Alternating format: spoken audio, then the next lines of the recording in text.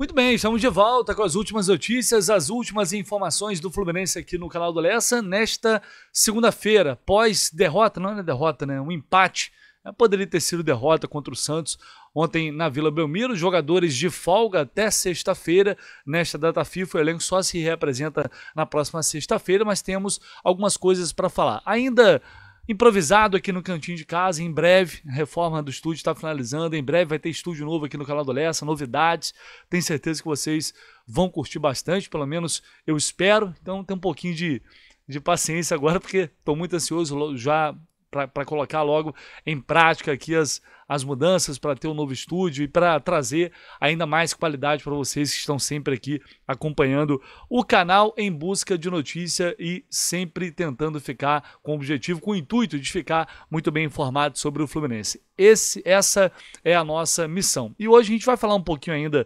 sobre o jogo de ontem, mas acrescentando, não necessariamente sobre o jogo, né, mas na verdade refletindo um pouco sobre algo que tem passado a ser uma preocupação da minha parte, que é o elenco do Fluminense, ou, na verdade, como o Fluminense, ou como o Renato está utilizando o grupo que ele tem em mãos. Porque se a gente parar para pensar aqui e refletir, eu acho que o torcedor, de uma forma geral, ele imaginava, esperava, talvez, o Fluminense fazendo uma investida mais forte nessa janela do meio do ano, trazendo talvez um nome ali que seria, entre aspas, uma unanimidade, né, um jogador de mais peso, para mostrar que realmente o clube está ali que vai se colocar como um candidato a títulos nos torneios que está disputando, principalmente nas Copas. Acaba que não veio esse volume, qualidade a gente vai ter que esperar. Ainda muito cedo para cravar que o Acosta é um bom reforço ou que não é. O mesmo para o Santi Moreno, ainda mais para ele, porque ontem ele fez apenas o primeiro jogo dele como titular, então é muito pouco para a gente dizer se esses reforços vão acrescentar ou não. Mas eu acho que não é cedo, pelo contrário, a gente já está debatendo isso há muito tempo.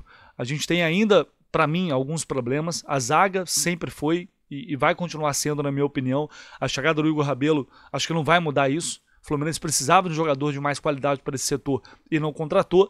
E a discussão do camisa 9 e do centroavante a gente já tem há muito tempo. E acho que esse problema não está resolvido porque Germancano e Everaldo voltaram a fazer jogos fracos, né? E olha que o Cano tem 19 gols na temporada, não é que o Cano tem 5 gols, não. Ele provavelmente vai passar a marca de 20 gols. Talvez até o final do ano eu acho que vai chegar a 25 gols e é um número, veja bem, é um número que, se você for pegar os atacantes aí de uma forma geral, poucos atacantes chegam a essa marca. Mas aí, enfim, a gente pode fazer um raio-x ali de quando foram esses gols, contra quem, não é no volume como foi na melhor fase dele, evidentemente, talvez não contra talvez não nos principais jogos, até porque hoje a realidade é que ele é reserva. Hoje ele é reserva, o time principal utilizado pelo Renato, ele tem optado pelo Everaldo, mas a verdade é que, tecnicamente, a fase dos dois não é boa, né? Isso é um fato, não tem como discutir. E aí uma outra alternativa seria o John Kennedy, que nem joga. E aí eu vou entrar nesse ponto que eu queria abordar aqui neste vídeo. A gente tem alguns jogadores que hoje, na minha visão, estão renegados pelo Renato, dentro desse grupo. Os jogadores que ou recebem pouca oportunidade ou nenhuma. E eu selecionei aqui para mim os que estão bem atrás na fila, na lista ali de prioridade, de preferência do Renato Gaúcho. Bom, Lavega e Lescano acho que já é assunto batido, né? São jogadores que, principalmente o Lescano, que muitos torcedores cobram, que o Renato deu uma chance, deu uma oportunidade. Já não dava antes da chegada do Lúcio Acosta, agora é que não vai dar mesmo, a não ser que tenha uma necessidade extrema. Então esses dois nem jogam, e muitas vezes nem relacionados são, principalmente o Lavega. Outro que perdeu muito espaço, dois perderam muito espaço. Na verdade, para falar que perdeu espaço, você tem que ter conquistado em algum momento, que é o caso do John Kennedy, que desde que voltou, jogou muito pouco, pouquíssimos minutos. Também é verdade, não conseguiu ter um desempenho bom, mesmo sem sequência, não foi bem. O John Kennedy chegou para ser uma opção, uma alternativa uma terceira via, acho que poderíamos dizer assim, em relação a Cano e a Everaldo, e nem sombra disso ele consegue ser. A realidade hoje é essa. E aí a gente tem que diminuir as expectativas em relação a quem tem ainda, né? Em relação ao John Kennedy, ou acreditar que em algum momento ele vai conseguir ser útil, já que ele não quis sair e quis ficar no Fluminense. Outro é o Keno. Com a chegada do Santos Moreno, já vinha também perdendo espaço, Serna e Canóbio subiram de produção, e o Keno hoje é um jogador que também está sem moral nenhuma com o Renato. Mais um. Um é da base, o outro não. O outro é um jogador consagrado, já ídolo do clube, que é Paulo Henrique Ganso, ou pelo menos para muita gente, né? A questão de idolatria é algo muito particular. O Ganso tem entrado ainda em alguns jogos, mas é muito evidente que hoje o Fluminense tem uma formação titular para as Copas, que são prioridade. E essa formação titular tem 3 volantes, né? Quando ele joga com o meia, como foi contra o Bragantino e como foi ontem contra o Santos, Lúcio Acosta que chegou está na frente. E quem entrou em Salvador foi também o Acosta. Então, para mim, não há dúvidas que, neste momento, o Ganso está atrás. O Ganso é uma terceira opção para o meio de campo. E é claro que um jogador como ele não está satisfeito com isso, é evidente. Não está acostumado e não está satisfeito com essa situação. E não deveria estar mesmo. A questão é, como eu venho dizendo, é como ele vai manifestar essa insatisfação. Se vai correr atrás, se dentro de campo vai tentar recuperar o espaço dele, ou se isso vai, ou se ele vai oferecer dificuldade, como já tem algumas dificuldades o Renato na gestão desse grupo, na gestão desse elenco, que não vai ser fácil até o final do ano. Outro jogador, o Riquelme, que é um moleque que subiu bem esse ano, teve boas participações, depois se lesionou mais de uma vez, agora já está à disposição e também pouco entra em campo, pouco tem oportunidades o Riquelme. Se a gente olhar aqui, esses jogadores, nenhum desses que eu citei aqui, aliás, somente o Ganso tem 1000 minutos com o Renato desde que ele chegou. Somente o Ganso. Das 12 partidas que ele... Das 22 partidas, 22 jogos que ele tem com o Renato, só em 12 ele foi titular. No mais, todos esses jogadores que eu citei têm menos de 1000 minutos. Nem o Lima tem quase 1000 minutos ali. O levantamento que o Gabriel Amaral fez, jogou lá no Twitter. E para ali dá pra gente ter uma noção dessa lista de preferência do Renato. Vou até compartilhar aqui na tela com vocês. Ó. A gente pegar aqui os jogadores que com mais de 1000 minutos em campo desde a chegada do Renato. Tem ali o Fábio, 3.150, o Fábio lidera, Martinelli, Samuel, os titulares, né? Hércules, Everaldo, Freitas, Serna, René, Thiago Silva, Nonato, Canóbio, o Guga, que é uma espécie de 12º, tá ali como 12º, Cano, Bernal, Ignácio, Fuentes, e o Ganso vai aparecer só lá em 17º. Então são jogadores que hoje estão atrás. E aí, qual é a questão, o questionamento que eu faço, na verdade? Esses jogadores estão muito mal, alguns estão mesmo. E com isso, no dia a dia, nos treinos, não conseguem demonstrar que merecem uma chance. E nos jogos, consequentemente, também não há ali atuações consistentes que provem o contrário. Talvez, pelo menos para a gente que não está no dia a dia. Ou o Renato não está sabendo aproveitar esses jogadores. Ou o Renato não está sabendo aproveitar o que o grupo tem a oferecer para ele no momento. Porque o Renato reclama de cansaço, de desgaste. Toda entrevista coletiva é a mesma coisa. E na maioria dos jogos ele faz as mesmas opções. Ontem o Renato, pela primeira vez, ele tinha todo o grupo à disposição. E no jogo contra o Bahia também. A exceção do Samuel, que acabou lesionando. E, para mim, a atuação do Renato ontem na utilização do banco foi uma tragédia. Por tudo que a gente falou no vídeo mais cedo, pelas opções, pelas escolhas que ele fez no jogo. Então a gente pode discutir, chegar à conclusão que o Fluminense não tem um time, um grande elenco, um elenco maravilhoso, espetacular. Não tem. Não tem. O Fluminense hoje tem um elenco, para mim, é um grupo que pode brigar por título. Tanto é que deve brigar na Sul-Americana, na Copa do Brasil. Para mim tem um bom grupo, tem um bom time, é um time competitivo. Não é um super elenco. Mas é um time que hoje oferece características diferentes para o treinador. E o Renato, inclusive, já defendi o Renato aqui, recentemente, falando sobre os testes que ele fez, mudanças que ele fez de esquema tático.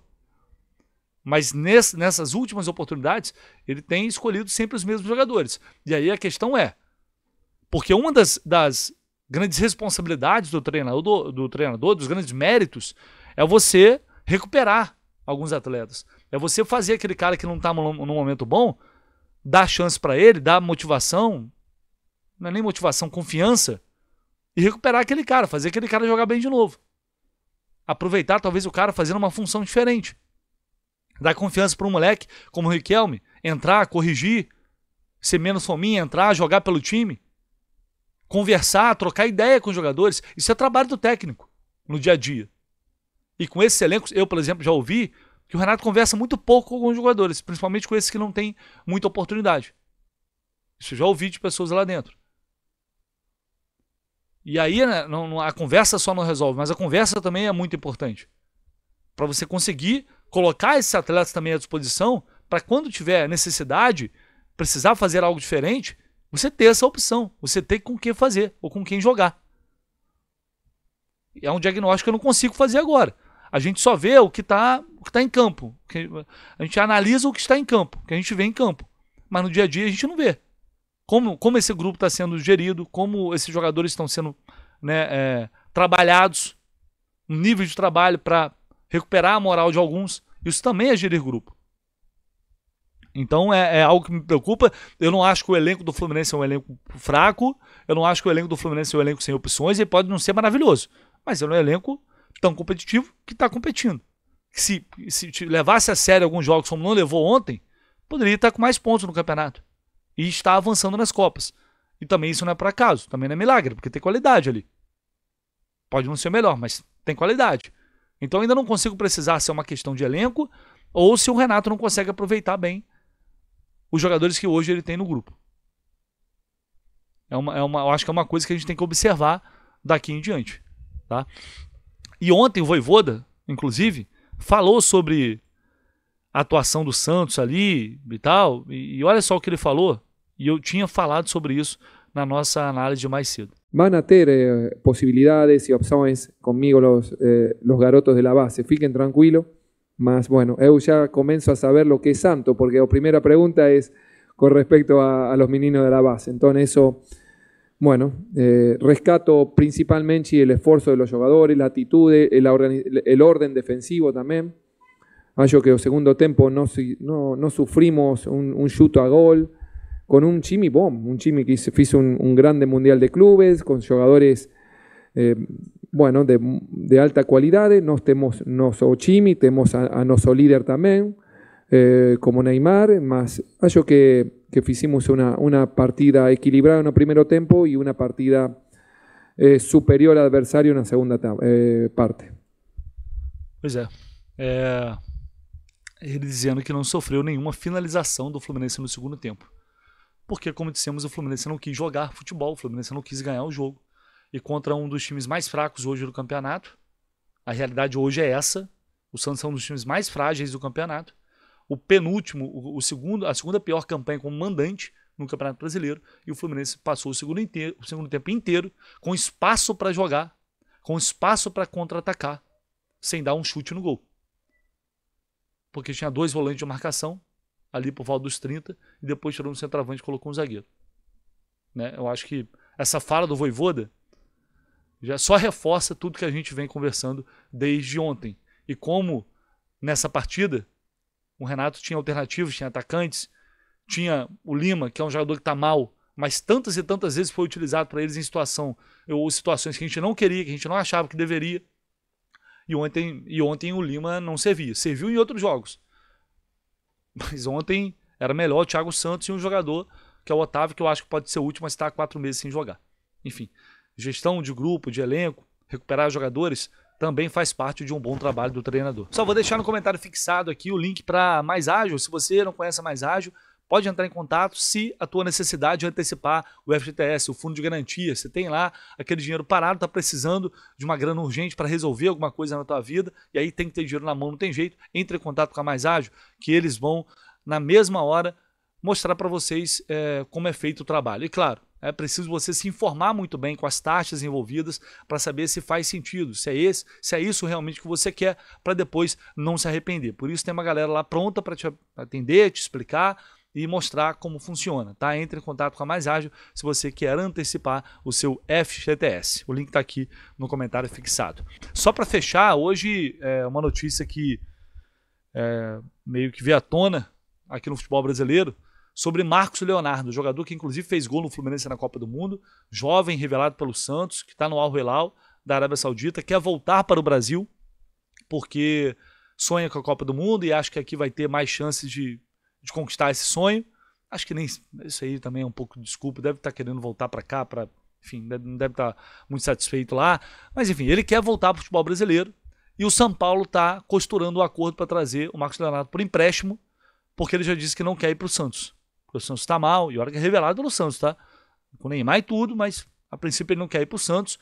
O São Paulo iniciou uma negociação, parece que está evoluindo, o Atlético Mineiro também demonstrou interesse, o Flamengo tinha demonstrado interesse nele já, mas não sei se vai acontecer alguma coisa, se vai entrar de fato nessa briga. Cara, era praticamente uma obrigação do Fluminense entrar na briga para contratar esse jogador. É claro que eu não sei os valores envolvidos ainda, não sei se vai ter que pagar pelo empréstimo, quanto vai ter que pagar, qual o salário, mas o Fluminense está pagando um salário absurdo pelo Soteldo na casa de 1 milhão ou mais. Então a janela fecha amanhã, tem muito pouco tempo, a janela fecha nesta terça-feira. Com o jogador querendo voltar para cá, e o Fluminense que estava buscando até há pouco tempo Rafael Navarro, era uma obrigação do Fluminense tentar pelo menos sondar a situação desse jogador para saber se é uma coisa viável ou não. Um jovem com muito potencial, esse sim é o jogador que pode mudar o time de nível. Jogador que tem capacidade para mudar o time de nível. Né? Tem força física, tem qualidade, sabe fazer gol, se movimenta. Inclusive um atacante muito nas características que o Renato queria. Não é um cara fixo de área, mas um cara de movimentação. O Marcos Leonardo oferece exatamente isso. Para um time que está precisando tanto de jogador para essa função, o Fluminense tinha a obrigação de buscar esse atleta. Não falam tanto em oportunidade de mercado, aquela oportunidade tão esperada. Aí, né? Uma grande oportunidade de mercado. Mas até agora, não há, pelo menos até onde eu sei, não há nenhuma movimentação nesse sentido. Eu falo assim, eu não descarto nada no futebol, cara. Eu não descarto nada enquanto a janela não fechar. Na verdade, é mais como uma esperança. Mas até agora não tem nenhuma confirmação de que há esse interesse ou de que ele foi oferecido. Mas seria, sem dúvida alguma, uma belíssima contratação e facilita quando o cara está querendo voltar, quando o cara está fazendo força para voltar, ainda mais sendo pelo empréstimo. Enfim. Mas é isso, galera. Vamos ficando por aqui. Depois a gente volta com mais informações e mais notícias, como sempre, deixando você muito bem informado aqui no canal do Lessa. Tamo junto. Valeu!